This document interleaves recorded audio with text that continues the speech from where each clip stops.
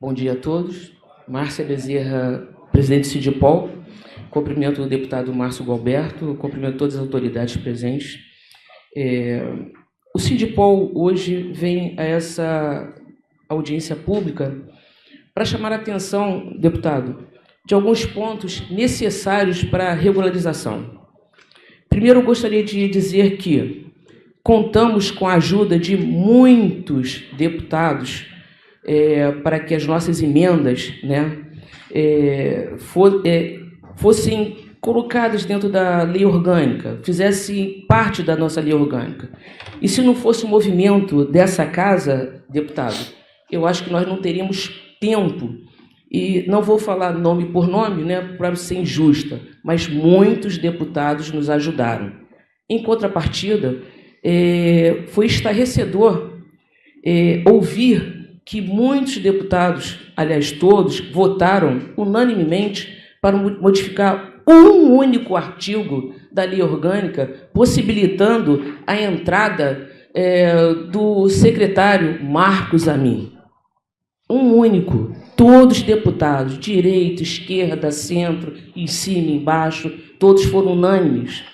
Então é muito fácil falar que o governador não quer, mas eu gostaria, deputado, de ouvir dos deputados, de forma unânime, queremos a regularização da lei orgânica da Polícia Civil, porque ela modifica a qualidade de vida do policial civil, ela modifica a qualidade do serviço prestado à sociedade. Não é simplesmente benefício para o policial civil, é para a sociedade. Quem aqui não sabe que os nossos índices aumentaram de forma alarmante? Será que todos vão ficar de olhos fechados para isso? Não tem como, vivemos nesse estado. É nesse estado que nós vivemos.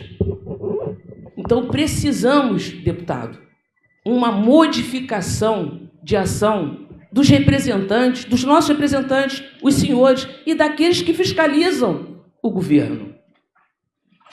Bom, temos em novembro de 23, deputado, a Lei Orgânica Nacional. A Lei Orgânica Nacional passou a valer em novembro de 23. Pela Constituição, ela se sobrepõe à Lei Orgânica Estadual. É outra coisa que nos traz assim muita surpresa. Nós iniciamos o trabalho muito antes da Lei Orgânica Nacional. O Sidipol participou da Lei Orgânica Nacional, participou da Lei Orgânica Estadual, e eles conseguiram concluir, estão regulamentando, e nós não. Como já foi falado aqui, 2 anos de atraso. 2 anos de inércia, de falta de ação desse parlamento. Um ponto que nós queremos chamar a atenção é oficial investigador de polícia. Já existe, já é claro na Lei Orgânica Nacional, essa unificação de cargos.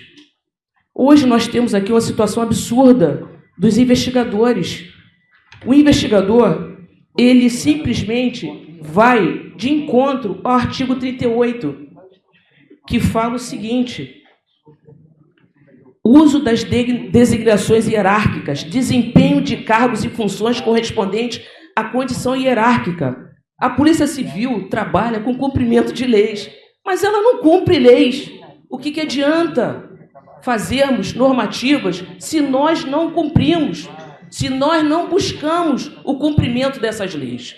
Então, oficial investigador de polícia é para acontecer ontem. Acabaremos com uma injustiça dentro da Polícia Civil.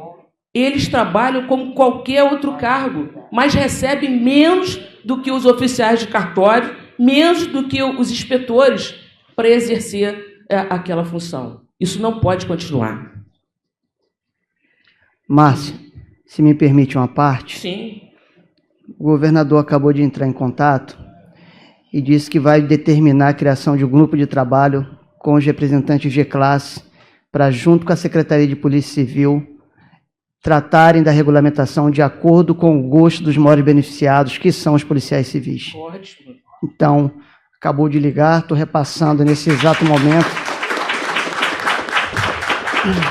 o que ele me disse, porque enquanto vocês estavam falando, eu passei para ele uma das reivindicações e acho que uma das grandes reivindicações que foram trazidas até agora é justamente a possibilidade que os senhores gostariam de ter de participar dessas discussões para que não venha para a LERJ algo que foi considerado aqui um bacalhau, né? E bateu recorde de emendas, isso não é interessante nem para a instituição Polícia Civil, e muito menos para a LERJ, que isso aconteça novamente, tá bom? Então, desculpa te interromper, é só para passar essa notícia. Excelente interrupção, deputado. Deputado, então, eu vou ser breve nos pontos que o sindicato entendeu de ser de maior importância. Primeiro ponto já foi falado, o oficial de investigador de polícia. Segundo ponto, promoção.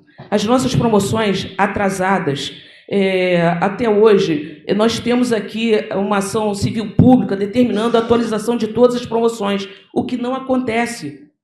Dentro da nossa lei orgânica, nós temos esse ponto. Então, precisamos dessa regularização para ter a promoção do policial civil dentro do prazo do interstício.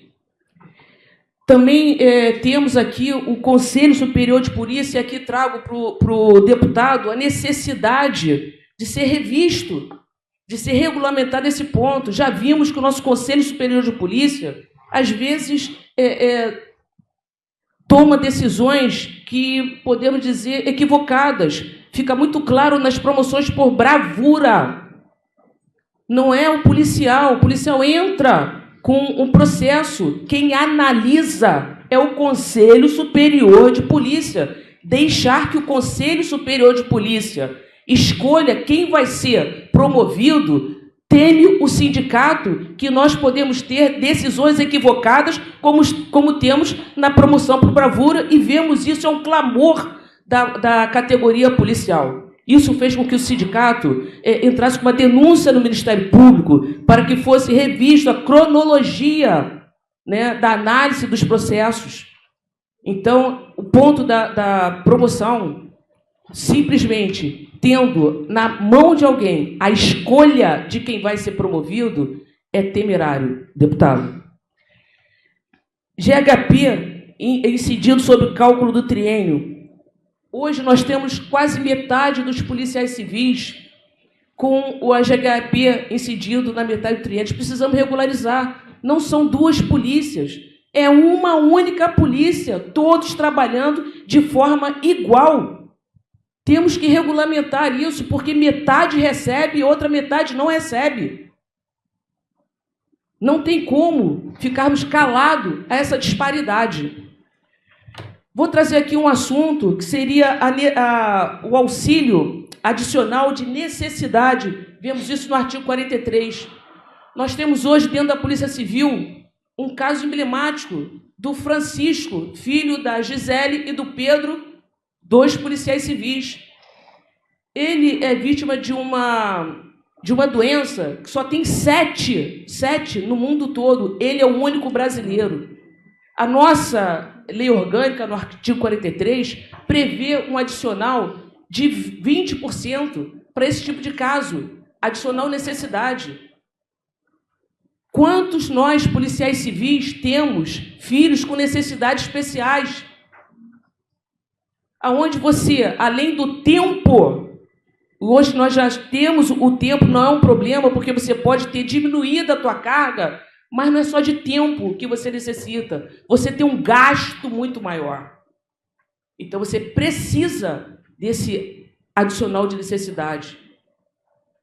O último ponto que eu trago, para os senhores é a previdência dos novos. Até hoje, deputado, até hoje não temos uma definição sobre a previdência dos novos. Precisamos, de forma urgente, regulamentar. Muitos são os pontos que devem ser regulamentados. Acredito que vão ser falados aqui, mas, deputado, gostaria que essa casa cobrasse ao nosso governador. O senhor já deu uma resposta imediata, só com uma audiência pública, o senhor colocando ao nosso governador, já teve uma modificação. Mas precisamos ser mais coesos, mais firmes. Nós, policiais civis, não estamos aguentando mais. trabalhar numa casa que cobra o cumprimento de lei e ser vítima do não cumprimento de leis está criando um grande problema para o policial civil. Obrigado, senhor. Bom dia, deputado inspetor de polícia Márcio Gualberto, amigo nosso, delegados presentes, demais autoridades, todos os colegas. Todos os que nos precederam falaram com muita propriedade. Eu acho que a fala da Márcia esgota em grande parte tudo que nós tínhamos para dizer, e até porque, para não sermos hipócritas, todos nós aqui sabemos o que precisa ser feito. O que se discute é como fazer e por que não fazer. Por que nós temos uma lei orgânica que foi a lei mais emendada da história da ALERJ, do Legislativo Estadual, amplamente debatida, contou com o trabalho de todos esses representantes que estão aqui. O seu gabinete, deputado, era o nosso gabinete, onde nós nos apoiávamos, principalmente o Sindipol, para, a partir dali, fazermos as nossas propostas. Então, não restou dúvida que, com as falhas que existiam, essa lei orgânica que nós temos, para aquele momento, era o que melhor representava o anseio do policial civil. Eu acho que nenhum de nós aqui tem dúvida disso. E aí, o que a gente ouve é que a lei orgânica não vem para a ALERJ porque ela prevê direitos que vão gerar impacto financeiro, tal. A gente vive escravo de um regime de recuperação para que várias injustiças sejam feitas. Uma delas é humilhar o policial com R$12 de auxílio alimentação por dia, que foi o primeiro ofício do Sindipol, quando lá chegamos, pedindo que o então secretário, doutor Alan Tornovski, encaminhasse a nossa demanda para uma correção que o Degase teve naquele momento, para R$32. Isso lá se vão 3 para 4 anos, e nunca tivemos um aceno positivo. Aliás, tivemos sim. O governador disse, diante de um auditório lotado na cidade da polícia, que faria o nosso reajuste. Nós, recentemente, expusemos esse filme. Então, eu não vou descer em discussão de tecnicidades, nem vou falar de forma geral, mas eu quero falar sobre 2 pontos específicos que chamam muito a nossa atenção no sindicato e sobre o qual nós queremos atuar com muita força. A Lei Orgânica Nacional das Polícias Civis prevê, no artigo 30, o auxílio saúde, que também prevê a nossa Lei Orgânica Estadual. Recentemente, o sindicato procurou a Secretaria de Polícia Civil, de modo informal, dizendo que esse é um assunto muito caro para nós. Por quê? Porque isso impacta terrivelmente a vida do policial. Nós sabemos quanto é o salário do policial, nós sabemos a idade média de um policial e sabemos que nenhum plano de saúde vai custar menos de R$2, R$3 mil para um policial da minha idade, que ganha R$9 mil. Então, 30% do policial que trabalha com a exposição da sua própria vida e da sua saúde já são ceifados por um plano de saúde que nós não temos nenhum tipo de auxílio. Essa previsão desse auxílio saúde dá margem a que nós façamos, e como o governador disse que quer fazer esse grupo de trabalho, já agradeço o governador, o Sindipol agradeço ao deputado também a sua intervenção nesse sentido. Nós nos propusemos, inclusive, em custear um estudo para viabilizar um plano de saúde da Polícia Civil. Fizemos pesquisas, estivemos em Brasília, existe em Brasília o PF Saúde, que é o Plano de Saúde da Polícia Federal, que cobra aos seus policiais um preço em torno de metade ou 30%, 40% do preço de mercado, porque é um plano de autogestão.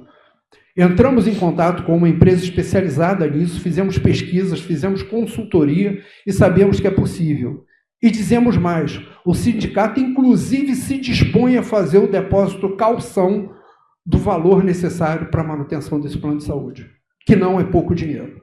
Nós estamos comprometidos com isso, porque o que não pode haver é um policial civil ser alvejado, como houve um perito no Complexo da Penha, e ser levado para o mesmo andar dos bandidos que tenham sido feridos e ligar para o sindicato, alguém da família dele, e dizer, olha, ele está aqui sem escolta, ele está aqui sozinho. Eu e mais 2 colegas do sindicato fomos para lá para prestar esse apoio. No caminho, eu tenho que render essa homenagem ao doutor Ronaldo Oliveira, que era o DGPC no momento. Liguei para ele e ele acionou a CORE e a CORE foi lá fazer a segurança do colega. Mas até então, o colega estava no hospital público naquela condição. Então, a previsão e o trabalho de construção de um plano de saúde para policiais civis é fundamental, é mandatório. A Polícia Civil adoece no dia a dia, a Polícia Civil está desestimulada, a Polícia Civil está triste e humilhada com esse auxílio saúde. Então, o sindicato assume de público o compromisso de, inclusive, financiar o estudo para a implementação desse plano de saúde, que só vai precisar da boa vontade do governo do Estado, porque o plano de saúde é pago pelos policiais. Ele não é um plano de saúde que será pago pelo Estado. Os policiais pagarão um valor menor do que aquele necessário. Outro ponto específico, eu quero falar sobre 2 pontos específicos, é a questão que a Márcia já trouxe dos investigadores. É uma injustiça. O investigador ele faz o mesmo trabalho do oficial de cartório e do inspetor, e até o RAS do investigador é diferente. Ele cumpre o mesmo horário com um RAS diferente. Isso é uma injustiça. E nós ouvimos, o sindicato ouviu, de um secretário de polícia pretérito, já não está mais aqui, que tinha de ser assim porque a polícia precisava de mão de obra barata para cobrir esse espaço. Mão de obra barata não faz segurança de qualidade. Não que eles não tenham qualidade, mas eles, pela qualidade que têm, merecem ser remunerados como nós. É uma questão de justiça. Terceiro ponto, e meu derradeiro ponto, a questão da progressão de carreira. As carreiras de polícia civil, excetuando a de delegado, elas estão aviltadas com 4, 5, 6, 7 anos de atraso na promoção, quando tem. Então, muitos de nós, meu caso, vê chegar ao final de carreira sem chegar ao topo de carreira. Para nós termos uma ideia de similaridade, a Polícia Federal, o agente chega em 16 anos de carreira, ele chega ao cargo máximo de agente, que é agente especial. Que proposta nós fizemos no grupo de trabalho, no GT, que o governador vai reinstaurar, e eu acho muito bom, de uma inversão dessa pirâmide. A pirâmide de cargos da Polícia Civil ela é uma pirâmide disforme. Por quê? Porque ela tem uma base muito grande, prevê a entrada de muita gente, como inspetor e oficial de sexta, e ela faz uma curva que não corresponde à realidade que nós vemos na prática. Por quê? Porque essas vagas vão ser extintas ao longo da progressão de forma muito drástica. Então, forma um funil no topo da carreira que é muito difícil de chegar ao cargo de comissário. Tem aqui 3 comissários ao meu lado, o Nilson, o Márcio e a Márcia. E eu estou de segunda e vou permanecer de segunda porque eu sou oficial de cartório e as vagas são menores. Então, é necessário que a gente atente para isso. A gente atente para o fato de que nós precisamos mexer nessa pirâmide, tirando vagas da base, levando para cima, extinguindo vagas de entrada e levando para cima. Porque a Polícia Civil não tem mesmo os 23 mil que estão previstos na lei. A Márcia me trouxe aqui, deputado, outra coisa que eu quero também falar e denunciar, porque é uma denúncia. Os policiais civis, as forças de segurança, não podem fazer greve. E, como tal, o Supremo Tribunal Federal determinou que toda a nossa negociação fosse mediada pelo Tribunal de Justiça. E assim nós fizemos. Requeremos ao Tribunal de Justiça essa interveniência, ele aqueceu e promoveu audiências de mediação. Pois bem, a Casa Civil faltou a 2 dessas reuniões. Nós tivemos 3 reuniões e a Casa Civil não compareceu a 2.